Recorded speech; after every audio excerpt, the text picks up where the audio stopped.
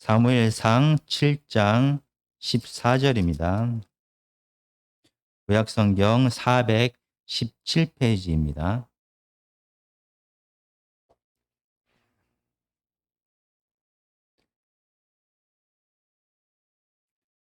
서양 사람들은 말합니다. 바로 오늘이 종려주일, 오늘이 종려주일이라고 말합니다. 종려주일은 부활주일 바로 전 주일을 종려주일이라고 말합니다. 종려주일은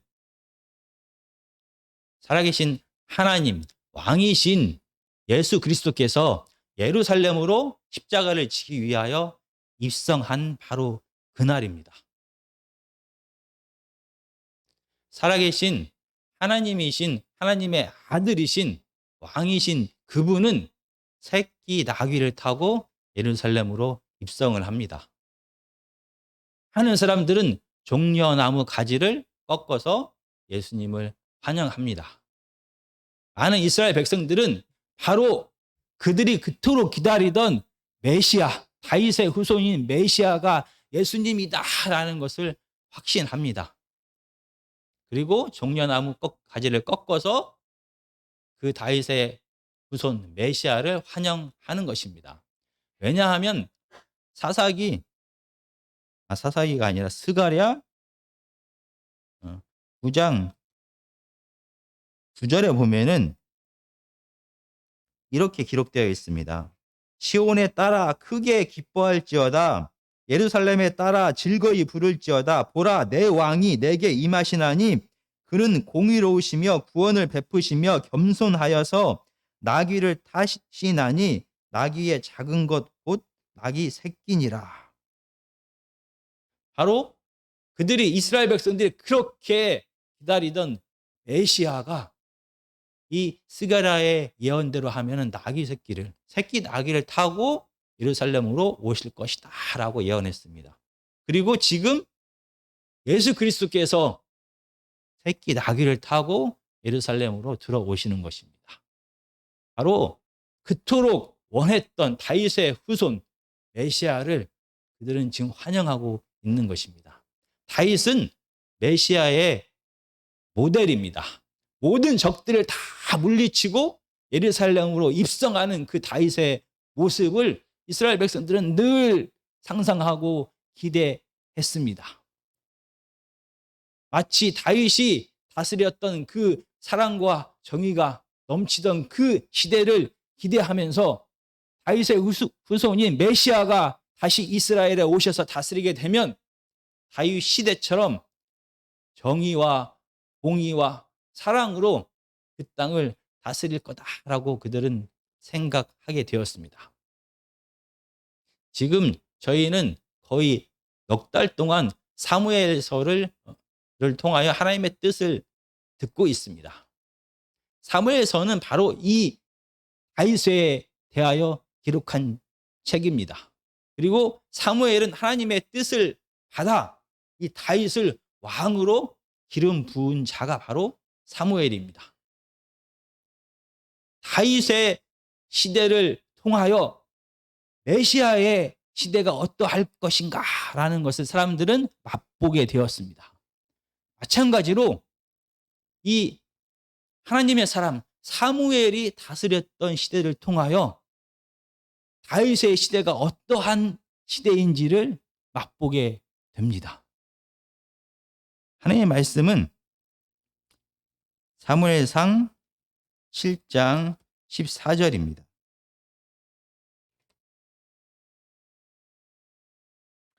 블레셋 사람들이 이스라엘에게서 빼앗았던 성읍이 에그론부터 가드까지 이스라엘에게 회복되니 이스라엘이 그 사방 지역을 블레셋 사람들의 손에서 도로 찾았고 또 이스라엘과 아모리 사람 사이에 평화가 있었더라. 온 하나님의 백성, 온 이스라엘 백성들은 전심으로 하나님께 돌아오게 됩니다. 전심으로 하나님 앞에 돌아왔다는 것은 마음에 두 마음을 품지 않았다는 것입니다. 우상을 제거하고 하나님을 마음에 심고 고정시켰다는 것입니다. 마음에서 우상을 제거하고 하나님이 마음에 심겨지는데 빠지지 않도록 굳건하게 고정시킨 상태를 바로 전심으로 하나님께 돌아온 상태다라고 우리는 지난 시간부터 계속 배웠습니다. 하나님 앞에 전심으로 돌아온 이스라엘 백성들은 이제는 세상의 탐욕과 죄성이 그들의 마음과 생각과 의지와 행동을 지배하지 못합니다. 하나님의 뜻이 그들의 마음과 생각과 감정과 의지와 행동을 지배하기 시작하는 것입니다. 그래서 성전 안에서뿐만이 아니라 모든 일상생활 속에서도 하나님의 뜻대로 말하고 생각하고 행동하기를 결심하게 됩니다. 이렇게 전심으로 하나님께 돌아왔지만 그들은 죽음과 같은 전쟁을 겪게 되기도 합니다. 그렇지만 이스라엘 백성들은 그 전과 달라진 것은 전쟁 가운데서도 오직 하나님의 뜻을 구하고 하나님께 의지하고 하나님의 뜻대로 순종하였습니다. 이렇게 전심으로 하나님 앞에 돌아온 자, 하나님을 찾고 의지하고 하나님께만 도움을 구하는 이스라엘 백성들에게 하나님은 어떻게 행하셨습니까? 사무엘상 7장 10절은 이렇게 말합니다. 사무엘이 번제를 드릴 때에 블레셋 사람이 이스라엘과 싸우려고 가까이 오매 그날에 여호와께서 블레셋 사람에게 큰 우레를 발하여 그들을 어지럽게 하시니 그들이 이스라엘 앞에 패한지라. 큰 우레, 천둥 번개를 내려서 블레셋 사람들을 치셨습니다. 블레셋 사람들은 갑자기 하늘에서 내리치는 이 우레 때문에 혼란과 두려움을 갖게 되었습니다. 20년 전에 하나님이 블레셋을 심판하셨습니다. 그 기억 때문에 다시 하나님께서 이스라엘 편에 서서 다시 블레셋을 치고 있다, 이스라엘을 대신하여 싸우고 있다는 것을 그들은 깨닫게 되었습니다. 왜냐하면 지상에서 각 민족이 각 나라가 싸울 때 당시 배경 속에서는 하늘에서는 그들의 신들이 싸우고 있다라고 생각하였습니다. 사무엘상 2장 10절은 이렇게 말합니다. 여호와를 대적하는 자는 산산이 깨어질 것이라 하늘에서 우레로 그들을 치시리로다. 하나님을 대적하는 자, 하나님의 적에 대해서는 하나님께서 용서하지 아니하시고 이 번개와 천둥으로 그들을 치시겠다라고 말씀하십니다. 그런데 지금 블레셋은 이스라엘을 쳐들어왔습니다. 이스라엘의 적입니다. 근데 이스라엘의 적을 하나님께서는 하나님의 대적이다라고 생각하신다는 것입니다. 그래서 그들에게 우레를 통하여 그들을 심판하고 하고 계신 것입니다. 그 결과 하나님이 이스라엘을 대신하여 블레셋과 싸우셨습니다. 그 결과 이스라엘은 승리하게 됩니다. 우리가 사무엘상 7장 12절입니다. 사무엘이 돌을 취하여 미스바와 센 사이에 세워 이르되 여호와께서 여기까지 우리를 도우셨다 하고 그 이름을 에벤에셀이라 하니라. 하나님께 전심으로 돌아온 이스라엘 백성을 하나님께서는 도우셨습니다. 이스라엘 대신 블레셋과 싸우셨습니다. 그리고 사무엘은 하나님께서 도우셨다라는 것을 늘 기억하기를 원했습니다. 그래서 돌을 세우게 됩니다. 그리고 그 지역을 에벤에셀이라고 칭합니다. 에벤에셀은 도움의 돌, 도움의 반석 이라는 뜻입니다. 하나님께서 여기까지 이스라엘을 도우셨다라는 그런 뜻입니다. 하나님은 이렇게 한 번만 이스라엘 백성을 도우신 것이 아닙니다. 전심으로 하나님께 돌아오고 하나님 말을 의지하고 하나님께 순종하는 이스라엘 백성에게 하나님께서는 계속 그들의 삶을 지키셨습니다.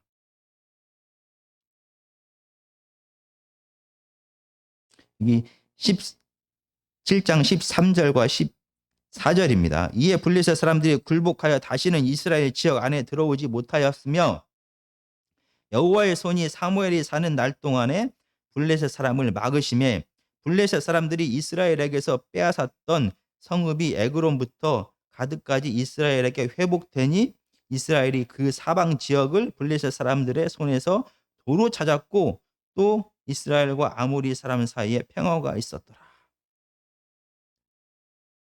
사무엘이 사는 날 동안 하나님께서는 이스라엘 편에 계속 서셨습니다. 그래서 블레셋이 이스라엘에 쳐들어오는 것을 하나님의 능력의 손이 막으셨습니다. 그뿐만 아니라 블레셋이 빼앗아 갔던 그 도시들을 다시 이스라엘에게 회복시켜 주었습니다.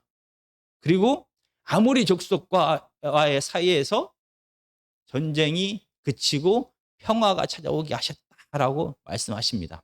이 아모리 족속은, 아모리 사람들은 이스라엘 백성들이 출애굽하여 가나안에 들어가기 전에 이미 가나안 땅에 살고 있던 7민족, 7족속들 중에 한 민족입니다.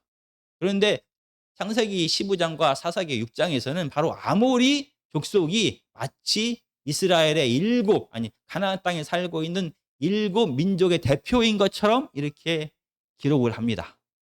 그렇다라고 하면은 아모리 사람들과 이스라엘 사이에 전쟁이 그치고 평화가 있었다라는 말은 바로 가나안 땅에 전쟁이 그치고 평화가 찾아왔다라는 그런 것을 이렇게 표현한 것입니다.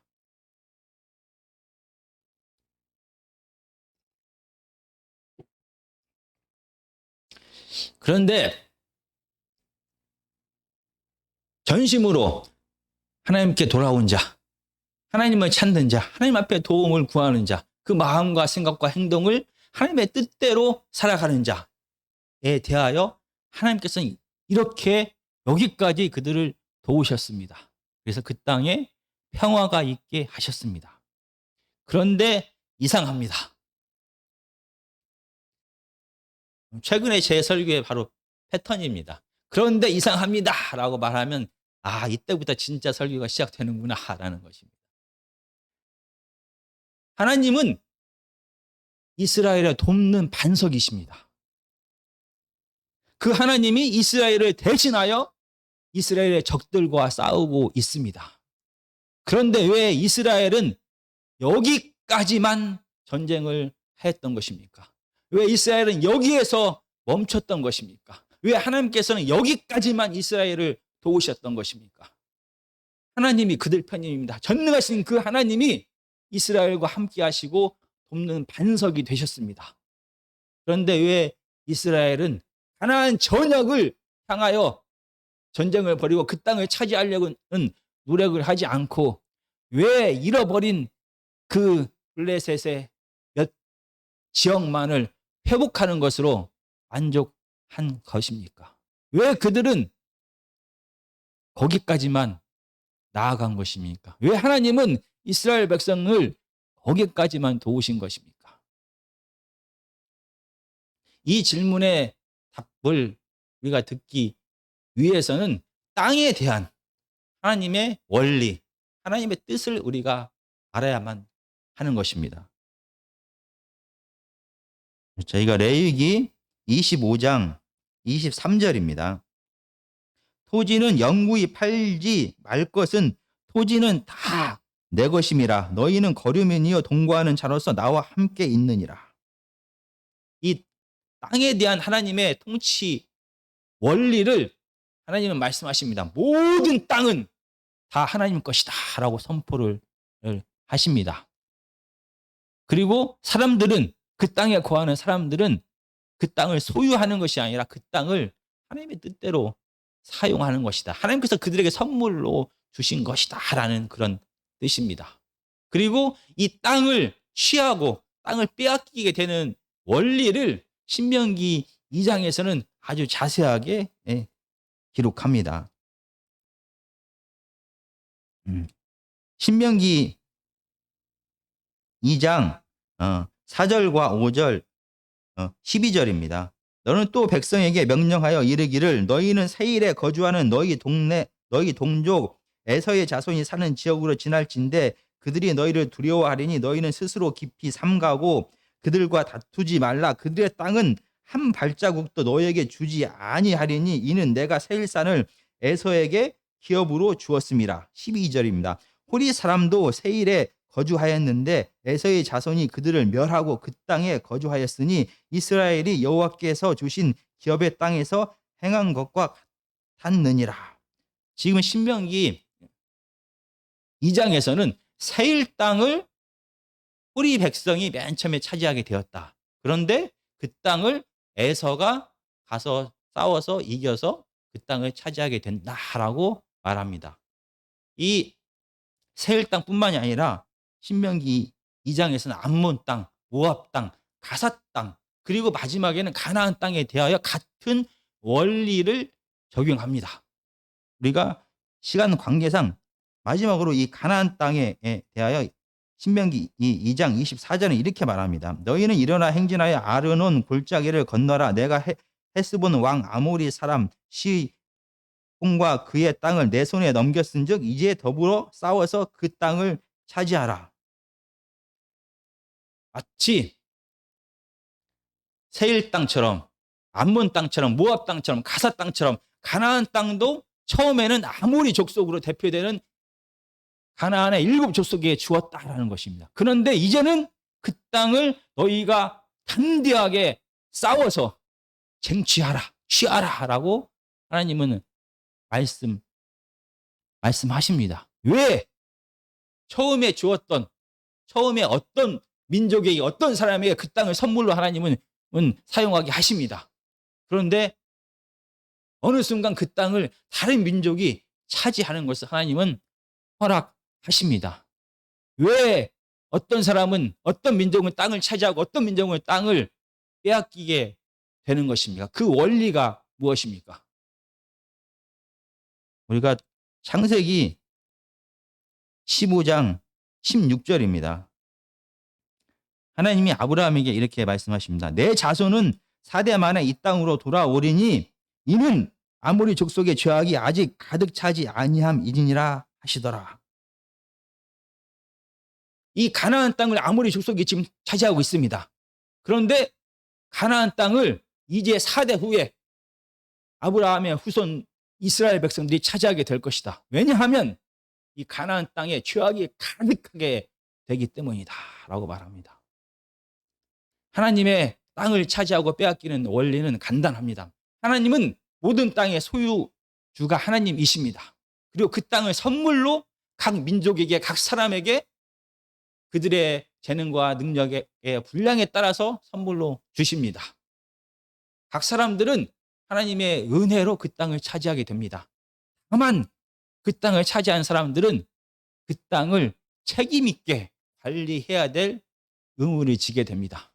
만약 그 땅에 대한 책임을 다하지 못했을 때, 그 땅의 죄악이 관영하게 되었을 때, 그 땅의 죄악이 가득하게 되었을 때 그 민족은, 그 사람은 그 땅을 빼앗기게 됩니다. 이런 하나님의 원리, 땅에 대한 원리는 에덴에서부터 계속 적용이 되었습니다. 에덴을 관리하고 확장시켜야 될 책임을 아담과 하와가 맡았습니다. 그들은 그 땅에 대한 책임을 다하지 못했습니다. 그 결과 아담과 하와는 그 땅 에덴에서 쫓겨나게 됩니다. 죄를 지은 가인은 자기가 머물던 땅을 떠나게 됩니다. 노아 시대의 사람들은 그 땅에 죄악이 가득하게 했습니다. 그 결과 그들은 홍수로 그 모든 땅을 빼앗기게 됩니다. 가나안에 살고 있던 이스라엘 백성에게 역시 마찬가지입니다. 그들이 그 땅을 하나님의 뜻대로 관리하지 못하고 그 땅에 죄악이 관영하게 가득 차게 되었을 때 하나님은 이 가나안 땅을 이스라엘로부터 빼앗습니다. 그들은 바벨로니아로 쫓겨가게 되는 것입니다. 하나님이 주신, 선물로 주신 그 땅을 책임지지 못할 때, 책임 있게 그 땅을 관리하지 못할 때 그 땅은 빼앗기게 됩니다. 오직 책임을 가지고 하나님의 뜻대로 관리할 때만 그 땅에 머물 수가 있는 것입니다. 이게 바로 하나님이 정하신 땅에 대한 하나님의 통치 원리였습니다. 그렇다고 하면 지금 사무엘상 7장에서 블레셋이 차지했던 그 땅을 이스라엘은 회복했습니다. 그러면은 그 땅만, 지금 블레셋에서 빼앗겼다가 회복된 그 땅만 하나님께서 이스라엘 백성들에게 주신 땅입니까? 이스라엘 백성들에게 약속하신 땅이 블레셋을 통하여 회복된 그 땅만 하나님께서 이스라엘에게 약속하신 것입니까? 아닙니다. 여호수아 13장 1절부터 7절까지입니다. 여호수아 13장 1절부터 7절까지는 여호수아가 나이가 많아 늙음에 여호와께서 그에게 이르시되 너는 나이가 많아 늙었고 얻을 땅이 매우 많이 남아 있도다. 이 남은 땅은 이러하니 블레셋 사람의 모든 지역과 구슬 족속의 모든 지역, 이렇게 쭉 계속해서 13장 여호수아 13장 1절부터 7절까지는 하나님께서 이스라엘 백성들에게 약속하신 땅, 그러나 이스라엘 백성이 가나안에 들어갔지만 아직까지 싸워서 차지하지 못하고 있는 그 땅에 대하여 기록합니다.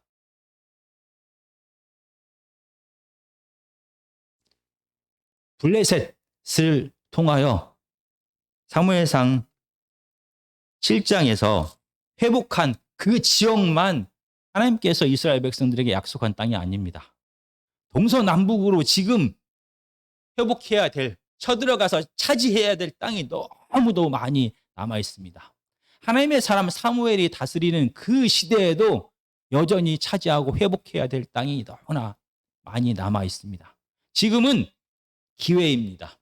에베네셀의 하나님, 이스라엘의 하나님이 이스라엘을 돕고 계십니다. 이스라엘 편입니다. 전심으로 하나님께 돌아온 이스라엘 백성에게 하나님은 이스라엘을 대신하여 그들의 적들과 싸우고 있습니다. 그렇다면 어떻게 해야 됩니까? 하나님께서 약속하신 그 약속의 성취를 위하여 이스라엘 백성은 블레셋에서 땅을 회복한 곳에 만족하지 아니하고 하나님께서 원래 이스라엘 백성들에게 약속하셨던 동서남북을 향하여 전쟁을 벌이면서 그 땅을 차지하기 위하여 나아가야만 되는 것입니다. 그런데 왜 이스라엘 백성들은 동서남북을 향하여 하나님께서 약속하신 그 땅을 취하기 위하여 전쟁을 벌이지 않습니까? 왜 하나님께서 여기까지만 이스라엘 백성들을 도우신 것입니까? 사무엘상 7장 15절부터 17절까지입니다. 사무엘상 7장 15절부터 17절까지입니다. 사무엘이 사는 날 동안에 이스라엘을 다스렸으되 해마다 베델과 길갈과 미스바로 순회하여 그 모든 곳에서 이스라엘을 다스렸고 라마로 돌아왔으니 이는 거기에 자기 집이 있음이라. 거기서도 이스라엘을 다스렸으며 또 거기에 여호와를 위하여 제단을 쌓았더라. 이 사무엘상 7장 15, 16, 17 이 세 절 속에 무려 3번이나 다스리다라는 말이 반복이 됩니다. 사무엘이 이스라엘을 다스렸다라는 것입니다. 사무엘은 사사입니다. 사무엘은 선지자입니다. 사무엘은 제사장입니다. 사무엘상 4장 1절은 분명히 사무엘이 선지자로서의 그의 역할이 온 이스라엘에 영향을 미쳤다라고 기록합니다. 그리고 오늘 사무엘상 7장은 사무엘이 사는 날 동안 이스라엘을 다스렸다라고 말합니다. 그런데 사무엘이 이스라엘의 전 지역을 하나님의 뜻대로 다스렸을까요? 아닙니다. 16절은 베델과 길갈과 미스바와 라마를 순회하면서 이스라엘을 다스렸다라고 말합니다. 하나님의 뜻이 사무엘을 통하여 전 이스라엘 지역에 선포되었습니다. 그러나 실질적으로 사무엘이 다스렸던 지역, 하나님이 사무엘을 통하여 하나님의 뜻이 일상생활에까지 영향을 미친 지역은 베델과 길갈과 미스바와 라마 지역, 바로 에브라임 지파와 베냐민 지파와 므낫세 지파의 조금, 유다 지파의 조금, 거기까지만 사무엘이 이스라엘을 다스리게 되었습니다. 사무엘을 통하여 하나님의 뜻이 이스라엘 백성들의 일상생활에까지 영향을 미친 지역은 겨우 에브라임과 므낫세의 약간 지역과 베냐민 지파 약간 지역과 유다 지파 그 지역, 결국 블레셋과 접해 있는 그 지역만 사무엘이 이스라엘을 다스렸습니다. 하나님의 뜻이 선포되었지만 선지자로서 하나님의 뜻을 온 이스라엘에 선포했지만 일상생활에서까지 하나님이 다스리고 영향력을 미친 지역은 겨우 블레셋과 접해 있는 그 지역밖에 되지 않았습니다. 그래서 하나님의 뜻이, 하나님의 생각이 이스라엘 백성들의 모든 삶 속에 영향을 미치는 그 지역에만 하나님의 약속이 성취가 된 것입니다. 이스라엘 백성들이 하나님의 뜻대로 책임을 다하여 그 땅을 하나님의 뜻대로 다스릴 수 있는 분량만큼만 하나님께서는 이스라엘 백성으로 하여금 땅을 회복하게 하셨던 것입니다. 그렇다고 하면 언제 온 가나안 땅, 하나님께서 약속하신 이스라엘 땅이 회복이 됩니까? 바로 다윗 왕 때입니다.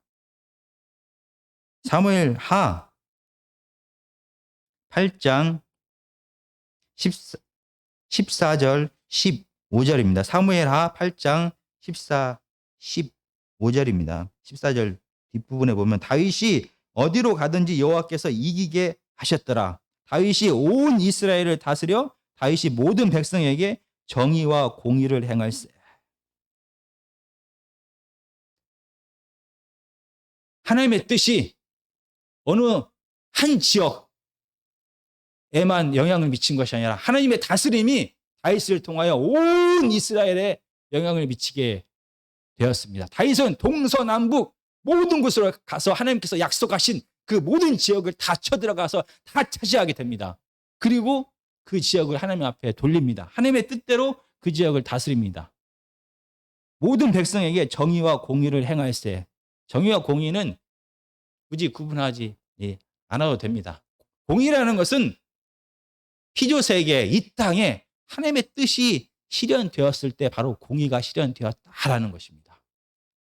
바로 다윗이 온 이스라엘을 다스리게 되었을 때 하나님이 뜻이 다윗을 통하여 온 이스라엘 모든 사람들의 일상에 영향을 미치게 되었을 때 그때서야 비로소 온 이스라엘 전역 하나님께서 약속하신 그 땅이 이스라엘 백성들에게 축복으로 선물로 주어진 것입니다. 이스라엘 백성들이 자기의 일상생활에서 하나님의 뜻대로 그 땅을 다스리고 관리할 수가 있게 되었을 때 비로소 하나님의 약속이 성취되었습니다. 그래서 그 땅에 전쟁이 그치고 평화를 맛보게 된 것입니다.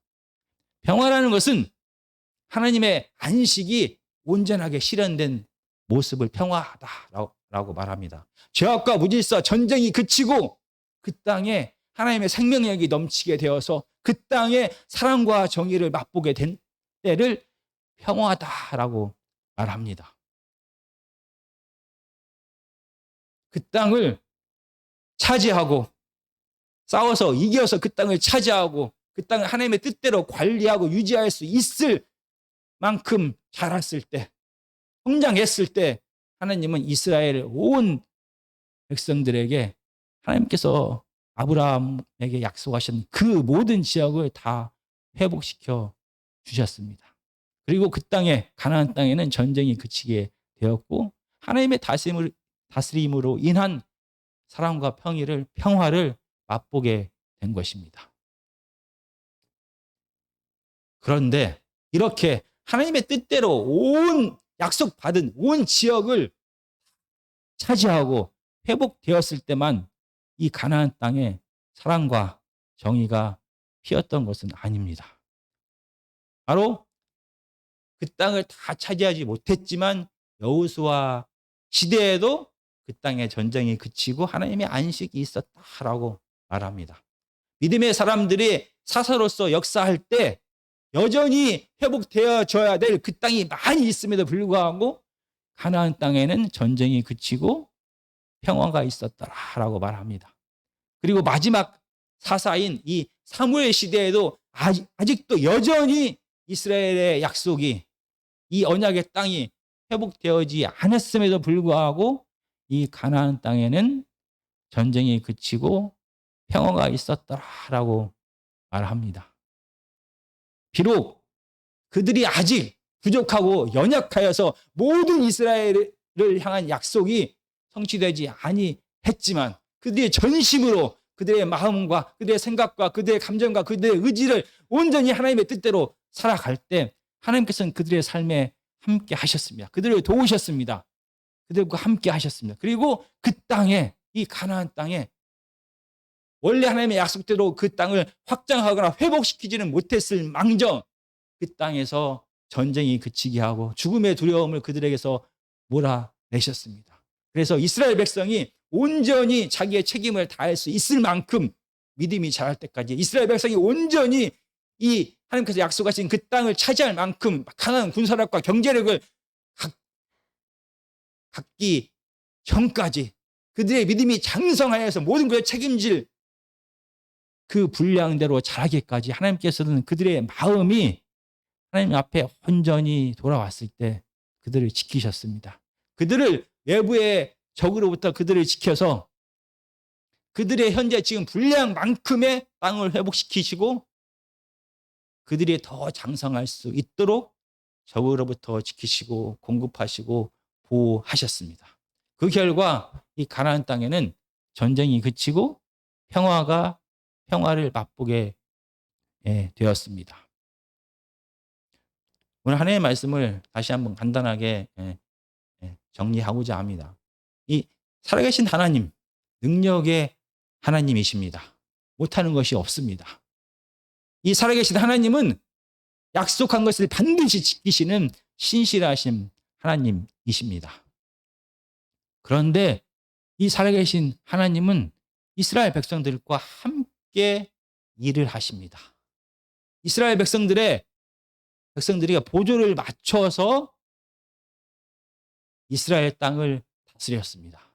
이스라엘이 순종하는 만큼 그들이 책임질 수 있는 만큼만 약속하신 땅을 회복하게 하셨습니다.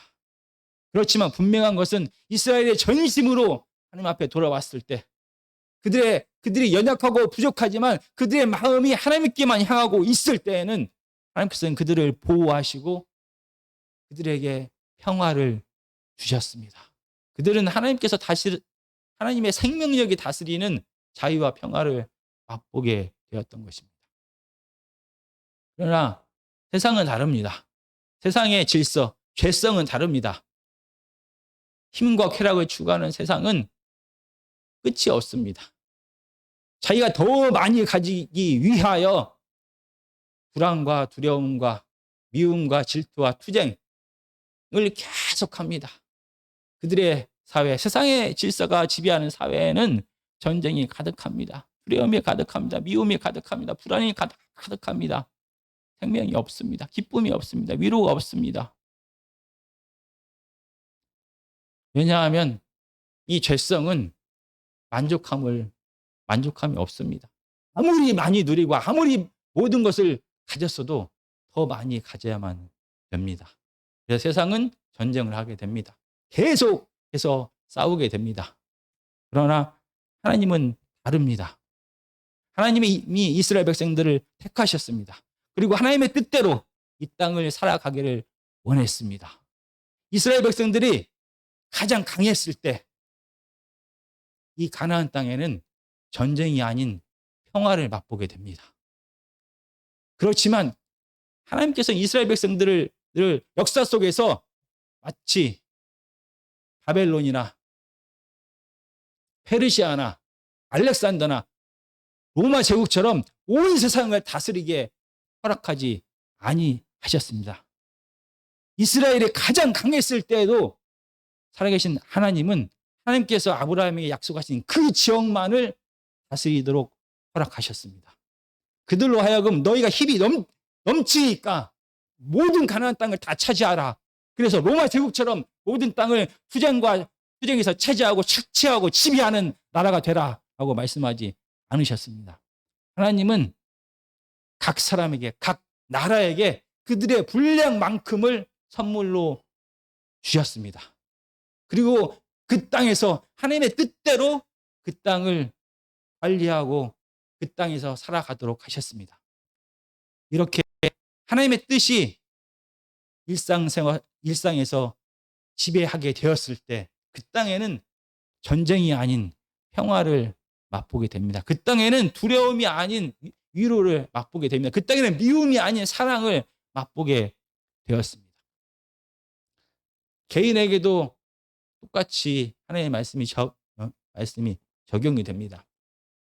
우리가 늘 기억해야 될 것은 우리가 선택받은 하나님의 자녀지만 하나님께서 우리에게 끝도 없이 모든 것을 다 허락하지 아니하셨다는 것입니다.